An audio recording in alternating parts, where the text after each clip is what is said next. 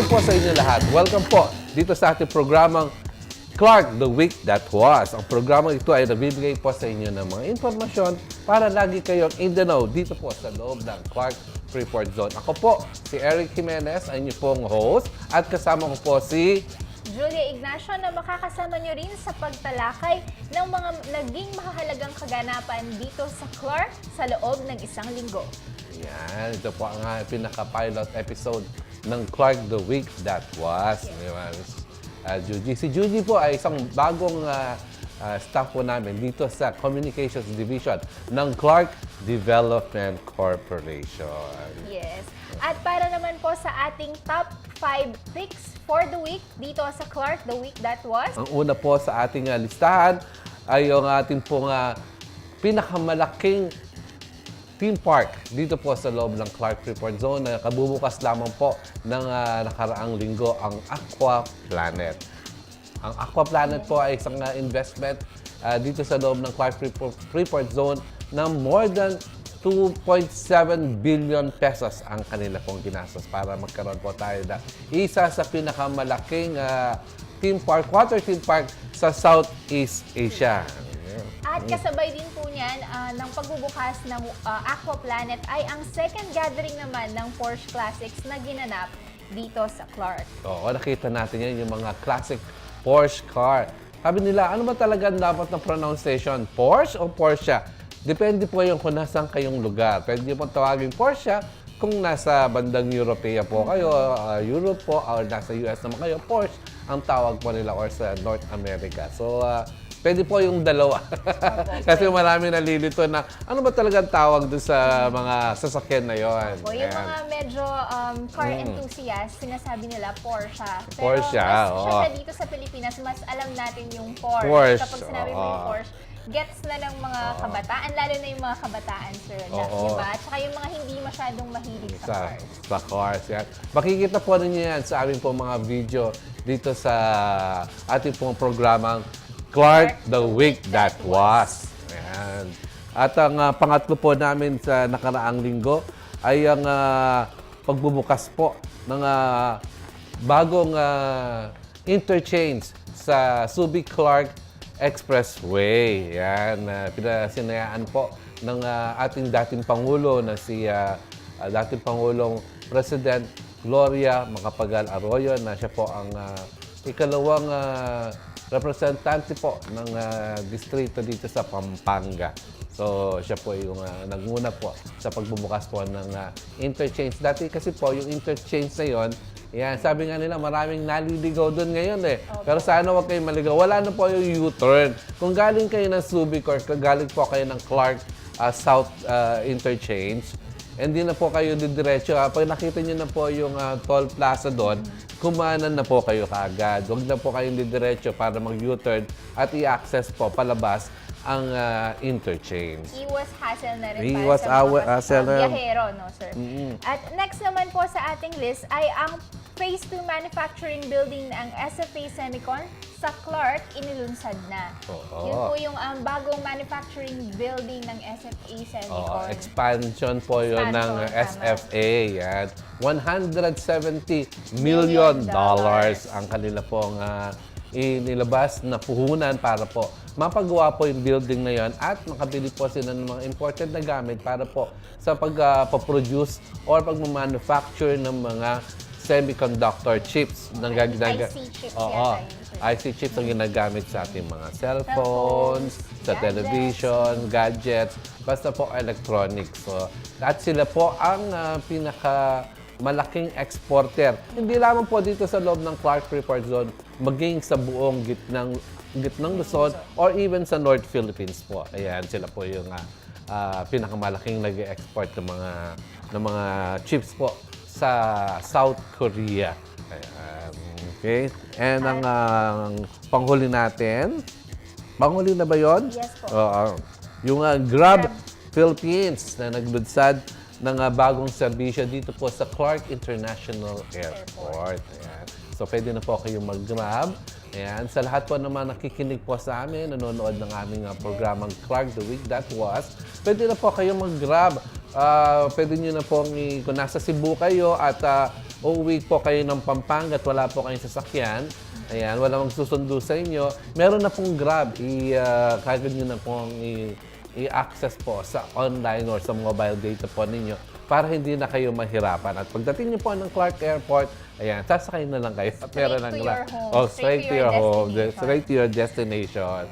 At kung kayo po ay turista din, mag-tour around the area, pwede nyo po silang ma-access sa Grab po. Ayan, libre-libre yan sa Grab. Kaya si Miss Fiona, tinutuwang-tuwa niyan pag narinig tayo at si Mr. Brian Koo at si President Alexander Kaugira na sila yung nagpasinaya nung operation ng Grab dyan sa may airport. Yan. Siyempre, meron din pong ongoing services po. Huwag niyo pong kakalimutan yung P2P ng Genesis Bus sa mga pupunta po ng Trinoma, ng Ortigas at ng airport.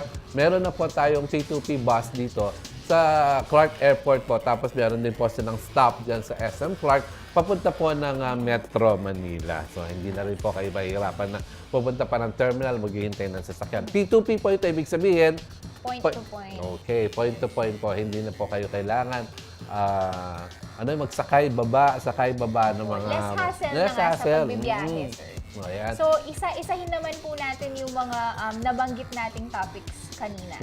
So, umpisahan po natin sa ating pagbubukas ng Aqua Planet. Isa sa pinakamalaking water theme park sa Southeast Asia. Yan. Ang grand opening nito ay dinaluhan ng mga sikat na personalidad sa gobyerno pati sa larangan ng negosyo. Ayon kay Parkour Chairwoman Andrea Domingo, ang Aqua Planet ay isa sa mga pinakamaganda at pinakamalaking water theme park, hindi lang sa Asia pati sa buong mundo. Inaasahan na ang Aqua Planet ay magdaragdag ng turismo hindi lamang sa Clark, pati na rin sa buong bansa. So, sir, di ba nakadalo tayong dalawa dun sa grand opening? Sobrang dami ng mga facilities na pwedeng ma-enjoy. Hindi lang ng mga bata, pati na ng buong pamilya, pati na ng mga matatanda. Sabi nga nung isa nating nakasama, sir, di ba, right at that moment, nung nandun tayo, parang sinasabi niya na parang nasa Disneyland ka daw. Kahit hindi pa ako nakapunta sa Disneyland, sir. Sabi ko, talaga? So, kakapunta ka rin ng Disneyland. It's a gist for me to see the Disneyland using when you go to Aqua Planet, di ba, sir? Yan, parang saka ito, hindi po pang bata. Sabi nga ni Juji sa atin, hindi po ito pang bata lang.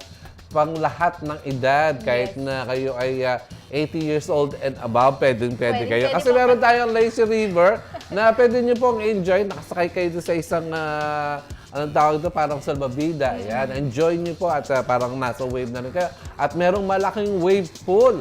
Ay, nako, makikita niyo po yung malaking wave pool. Aside from sa mga slides na naglalakihan, pwede niyo pong ma-access. Ayan, at ito po ay presyong Pinoy. So, hindi po kayo mahihirapan. Kung pupunta po kayo ng ibang bansa, naku, sayang po yung pamasahin niyo po sa aeroplano. So, pumunta na po kayo dito sa loob ng Clark Report Zone. Napakadali pong puntahan at ito po ay nasa Waze na po. So, kung kayo po ay mahilig Teki, katulad ni ni Juji dito. Ayan, Teki yan. So, madali na po ang, especially sa mga kabataan or sa mga millennials na kagaya naming dalawa. Ayan. Makaka-relate. Oo, makaka-relate talaga sa atin. Yan, mag-waste na lang kayo or Google Map or kung ano man ang available sa inyong cellphone. Ayan, pwede niyo pong gamitin yan para i-access ang Aqua Planet. Napakadaling puntahan. Actually, dire-diretso lamang po yan. Pagdating niyo po dun sa bandang dulo po at makikita niyo po on your left side, pag magsigurado, mag-stoplight naman kayo or mag-signal light, mag-left kayo, dire-diretso lang po yun. Napakadali pong i-access. At in-expect po natin this summer. Bagay, summer na, no? Summer. Talagang feeling ko, sir, dadayuhin talaga ang Aqua Planet ngayon. Diba? Dahil sobrang init na ng panahon eh.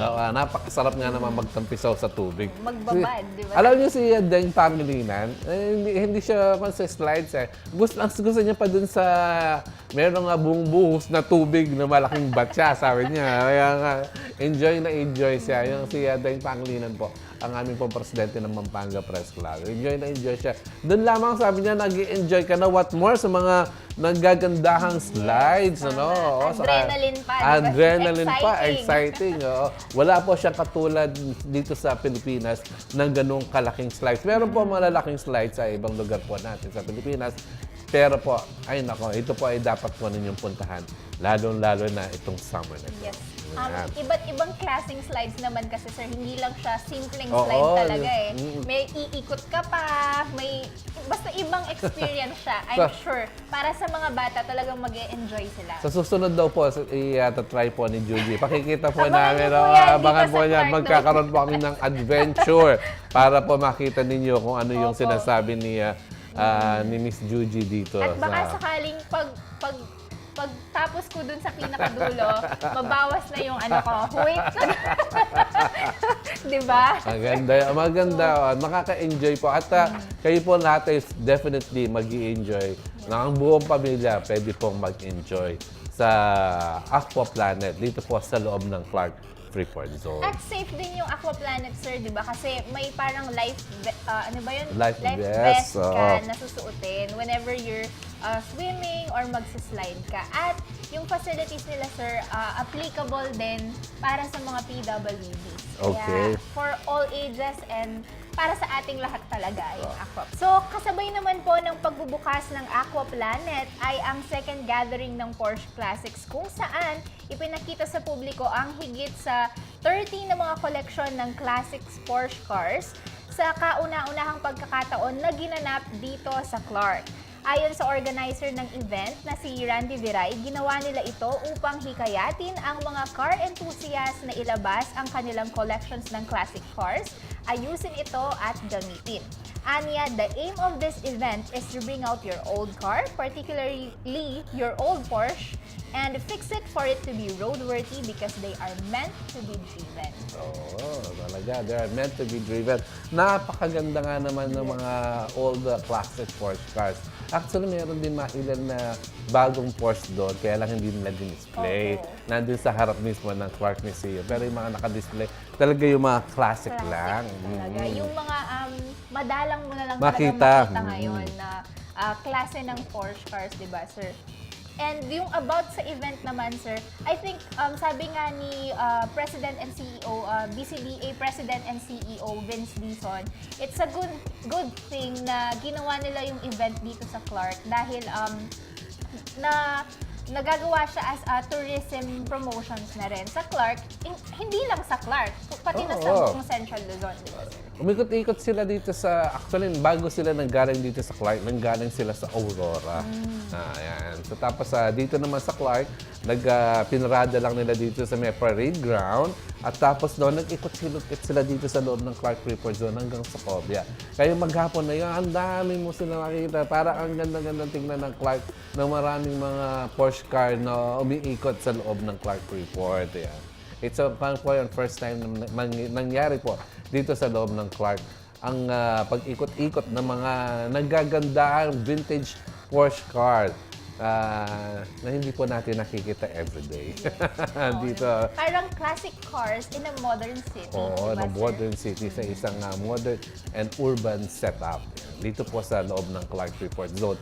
Nangyari yon dahil dito po ay nakita nyo, ang haba-haba nila talagang nakapakagandang tingnan po.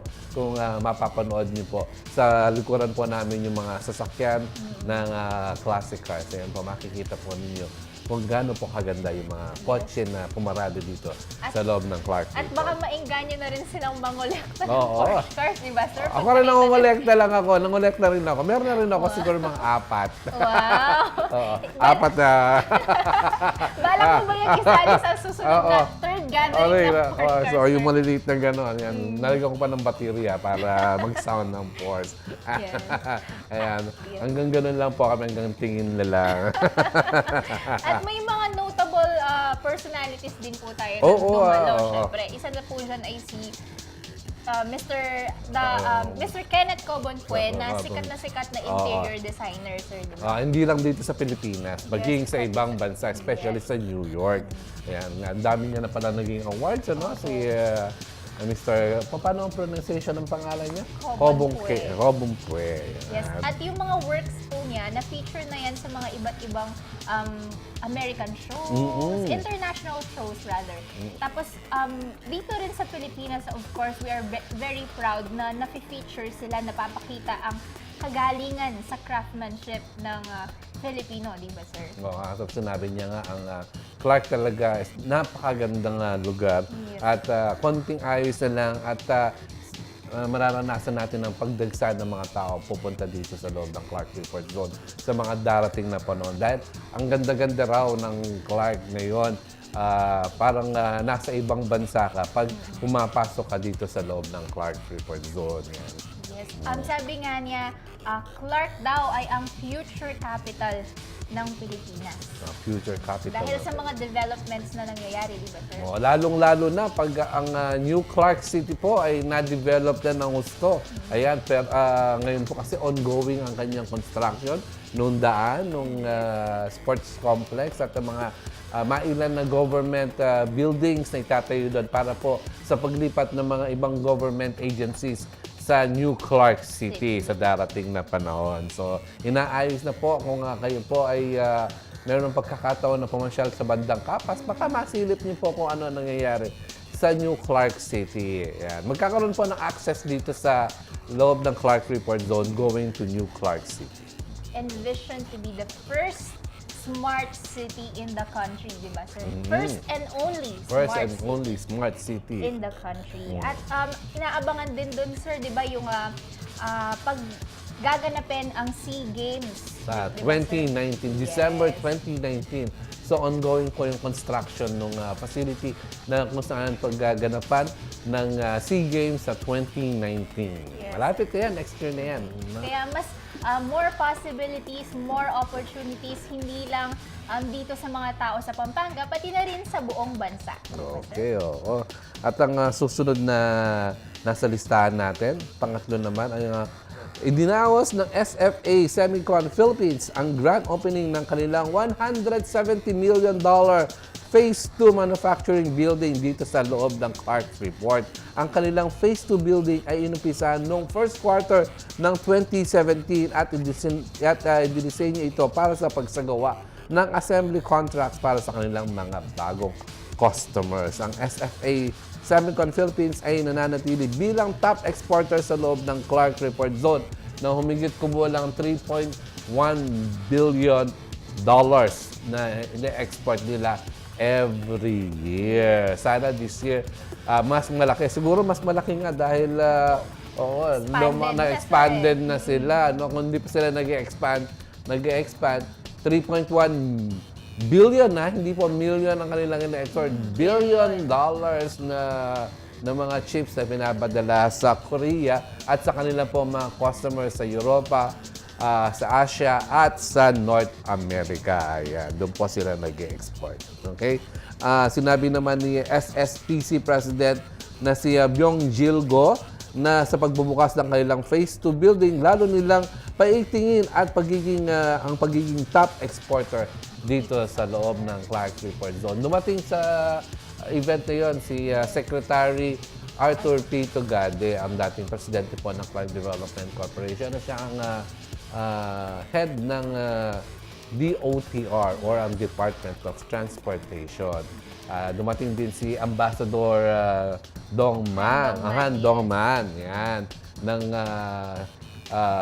Korean Ambassador to the Philippines. Yan. At siyempre yung mga top executives ng SFA SEMICON, hindi lamang po dito sa Pilipinas, kundi yung nasa Korea, yung kanilang mother company sa Korea, South Korea.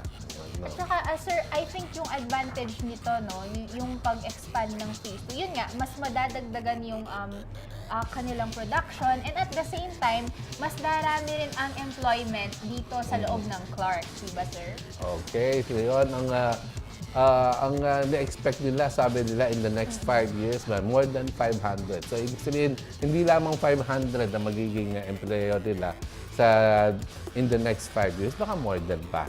Dahil sa patuloy nilang paglaki ng kanilang negosyo dito sa loob ng Clark Report Zone. Dumating din po, of course, ang ating presidente na si Mr. Noel F. Manangkil nung pinasinayaan ang new building or phase 2 building ng SFA SEMICON Philippines. Yan. So, tuwang-tuwa po si Mr. Manangkil nung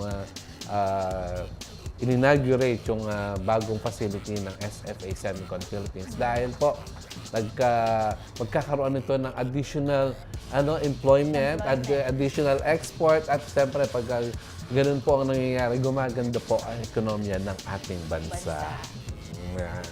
At ang susunod naman, Miss Juji. At ang susunod naman po natin ay ang pagpapasinaya sa bagong interchange sa SETEX. Ang pagbubukas ng Mabiga Interchange ng SUBIC Clark-Tarlac Expressway ay pinangunahan ni dating Pangulo at ngayon Pampanga 2nd District Representative Gloria Arroyo. Sa pagbubukas ng bagong interchange ay mapapadali ang pagbiyahe ng mga sasakyang galing sa NLEX dahil direkta na silang makakababa kung pupunta sila sa Manila North Road. Sa pamamagitan din ng interchange, maaari na ring diretsyong makaakyat sa SETEX o pumunta ng NLEX ang mga sasakyan na nagmumula naman sa Manila North Road. At hindi na rin kakailanganing mag-U-turn ng mga sasakyan na patungo sa Manila North Road mula sa SETEX. Oo. Ayan. So, sa mga nakodoon at nakikinig po sa amin, ayan, wala na po yung U-turns lahat. Maligaw po kayo, kundi baba po ninyo sa dao. Tapos, I think, sir, iwas aksidente na rin, di ba? Kasi hindi na kailangan mag-U-turn. Hindi na kailangan. And actually, napakabilis ng mga sasakyan pag nag-U-turn. So, talagang hihinto-tihinto ka, tihintayin mo na matapos dumaan yung mga sasakyan na maraming. Minsan, ang daming sasakyan na may bibili. Hindi naman kagad maka-U-turn. So, tamang-tama po yung ginawa ng pamunuan ng NLEX. Yan. So, para sa bago pong toll exchange dito po sa Mabiga, Mabalacat City. Okay? Ang susunod naman po natin pag-uusapan ay yung Grab Philippines ba yun? Yes. Tama ba yun? Yes po. Yan. Yung Grab Philippines po ay naglansad po ng bagong serbisyo dito po sa loob ng Clark International Airport. Maaari na ngayon mag-book ng Grab rides ang mga pasahero mula sa Clark papunta sa kanilang mga destinasyon dahil nilunsad na ng Grab Philippines ang kanilang serbisyo dito sa Clark pati sa loob ng Pampanga. Ayon sa Grab Philippines President na si Brian Koo, mahigit na 400 units na Grab cars ang maaaring maghatid ng serbisyo sa mga pasahero. Hindi lamang po yung sa airport, kundi yung pati yung sa loob ng Pampanga or sa Clark. Ayan. So, pwede na po kayong mag-Grab. Ayan. So, dumadami na yung ating mga services dito. At kanina po, nabanggit namin, meron pa rin po ang P2P. Baka kalain po ninyo, wala na yung P2P. Nandun pa rin po.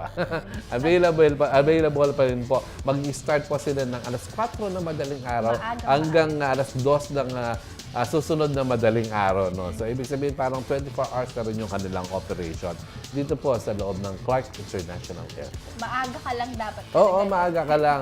At meron naman sila sa kanilang website po. Kung pupuntahan niyo po yung Genesis Bus, meron po silang website doon kung anong oras ang kanilang mga services na ino-offer going from Naiya, Ortigas, Trinoma, and then from Clark to Naiya, Trinoma and Ortigas, yan. Makikita po ninyo yung mga schedules po nila doon. Para hindi ka na magbiyahe pa sa iba't ibang points, di ba, sir? Doon ka na, mahintay ka lang doon, dadalhin ka na sa destination mo. Totoo yun. Yung marami nga dito, alam mo, yung nagpupunta ng airport sa Naiya, yung mga OFWs natin na yung flight nila sa Manila. Sa flight na sila sumasakay. Tapos yung mga pamilya nila, maghihintay lang mga 30 to 1 hour, pabalik na dito sa Clark at napaka-conveniente. Convenient talaga, sir. Kasi lalo na yung mga OFW na dito lang talaga sa Central Luzon. Oo. Yan. Pati sa North Luzon. Okay. Oo, pati sa North Luzon. Yan. At yan po ang mga importanteng pangyayaring naganap sa loob ng isang linggo dito sa Clark na aming tinutukan ngayong araw. Yes, hanggang sa susunod na episode ng Clark The Week That Was kung saan tatalakayin namin ang mga makahalagang kaganapan dito sa loob ng Clark na hindi nyo dapat palampasin. Dahil ito ang programa magbibigay sa inyo ng impormasyon dito sa Clark para lagi kayong in the know. Muli, ako po si Eric Jimenez. At ako naman po si Julia Ignacio hanggang sa susunod na talakayan dito sa Clark, the Week That Was.